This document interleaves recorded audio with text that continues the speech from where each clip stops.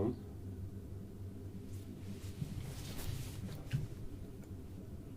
आज हम जानेंगे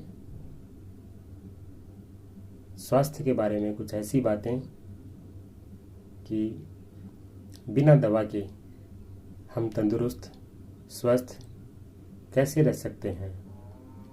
स्वस्थ सब कोई रहना चाहता है, बीमार कोई नहीं होना चाहता, लेकिन स्वस्थ रहने के लिए प्रकृति ने कुछ नियम बनाए हैं। कुदरत ने कुछ रूल्स एंड रेगुलेशन बनाए हैं। उन नियमों को यदि हम फॉलो करेंगे तो ही हम स्वस्थ रह सकते हैं। उनमें से कुछ है, जैसे हमें हमारी दिनचर्या में कुछ चीज़ों को समावेश करना चाहिए ताकि हम स्वस्थ रह सकें। उनमें सबसे पहला है प्रार्थना। अपने किसी भी इष्ट को याद करना, अपने किए हुए कार्यों को समर्पित करना। प्रार्थना करने से हमारे मन को शांति मिलती है और किसी भी प्रकार का कोई दुख हो, कोई विपदा हो, उसको सहने की शक्ति मिलती है। दूसरा जो है वो है प्राणायाम। हमें हमारी दिनचर्या में प्राणायाम को अवश्य शामिल करना चाहिए। प्राणायाम से हमारे फेफड़े, हमारे जो लंग्स हैं वो स्वस्थ होते हैं, एक्टिवेट होते हैं, उनकी कार्य क्षमता बढ़ती है। प्राणायाम से हम जितनी ऑक्सीजन प्राणवायु हम शरीर में लेंगे उतनी ही रक्त के साथ मिलकर एक एक अंग तक, प्रत्येक कोशिका तक पहुंचेगी और उसको स्वस्थ रखेगी। इसलिए प्राणायाम बहुत ज़रूरी है।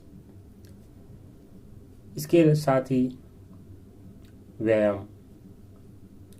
व्यायाम को भी हमें हमारी दिनचर्या में शामिल करना चाहिए, क्योंकि आजकल जो अधिकांश बीमारियां हो रही है वो श्रम के अभाव में हो रही है, सेडेंटरी लाइफ के कारण हो रही है। तो हमें उचित व्यायाम हमारे शरीर, उम्र और हमारे शरीर की प्रकृति के अनुसार हमें व्यायाम प्रतिदिन करना चाहिए। इसके साथ ही हमारे शरीर में कुछ सामान्य वेग होते हैं जिनको कभी रोकना नहीं चाहिए, जैसे छींक है, मलमूत्र का वेग, भूख है। ये कुछ वेग हैं, सामान्य वेग, तो इनको कभी भी नहीं रोकना चाहिए। भोजन हमेशा भूख लगने पर ही करें और भोजन भी हमेशा हमारा सात्विक, शुद्ध और शाकाहार होना चाहिए। साथ ही प्यास की बात करें तो जब भी शरीर को प्यास लगे, नारियल पानी, सादा पानी, छाछ, ऐसे पेय पदार्थ हैं वो लेने चाहिए। डिब्बाबंद खाद्य पदार्थ, कोला, ड्रिंक्स, इनका सेवन कभी नहीं करना चाहिए। नशीले पेय पदार्थ जैसे अल्कोहल आदि, साथ ही अन्य कोई विषैली दवाएं, उनका सेवन कभी नहीं करना चाहिए। साफ सफाई की बात करें तो सफाई हमारी बाहरी और आंतरिक दोनों तरह की स्वच्छता पर ध्यान देना चाहिए, क्योंकि यदि हम आंतरिक सफाई नहीं करेंगे शरीर की तो मल है, विजातीय पदार्थ है, वो धीरे धीरे शरीर में जमा होने शुरू हो जाएंगे और वो आगे भविष्य में जाकर अनेक बीमारियों का रूप लेकर हमारे सामने आते हैं। कई प्रकार के लक्षण प्रकट होते हैं।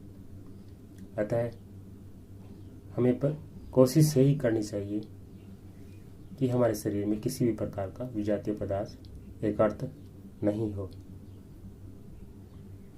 इसके साथ ही हमारे शरीर को उचित विश्राम की आवश्यकता होती है। इसके लिए शरीर को उचित विश्राम दें। उचित विश्राम देने से हमारे शरीर में एक ऑटो हीलिंग सिस्टम होता है, शरीर को अपने आप ठीक करने की क्षमता। तो जब भी हम विश्राम करते हैं तो हमारा शरीर अपने आप को रिपेयर करता है। हमारे शरीर में दिन भर में जो भी कोई भी टूट फूट हुई है, उनकी क्षतिपूर्ति होती है, उनकी रिपेयर होती है। अतः विश्राम बहुत ज़रूरी है। शरीर में जब कभी भी कोई छोटे मोटे रोग के लक्षण आ जाते हैं तो हमें पूरा धैर्य और विश्वास रखना चाहिए,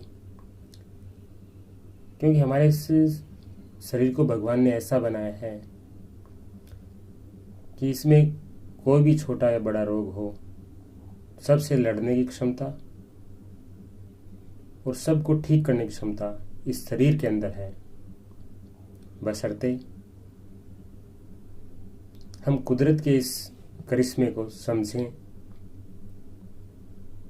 और उसमें जो ऑटो हीलिंग सिस्टम है हमारा शरीर का, जो शरीर की अपने आप ठीक होने की क्षमता है, उसमें सहयोग करें। थोड़ा सा कुछ होते ही विषैली दवाओं के सेवन से हमें बचना है और साथ ही इस शरीर की जो पावर है ऑटो हीलिंग सिस्टम, उसमें हमें सहयोग करना है। सहयोग के लिए हमें हमारे खान पान को, हमारे आचार विचार को, हमारे आहार विहार को शुद्ध और सात्विक रखना है। हमें जिस शक्ति ने बनाया है उस पर पूर्ण विश्वास रखें और सदा स्वस्थ रहें, मस्त रहें। हरि ओम।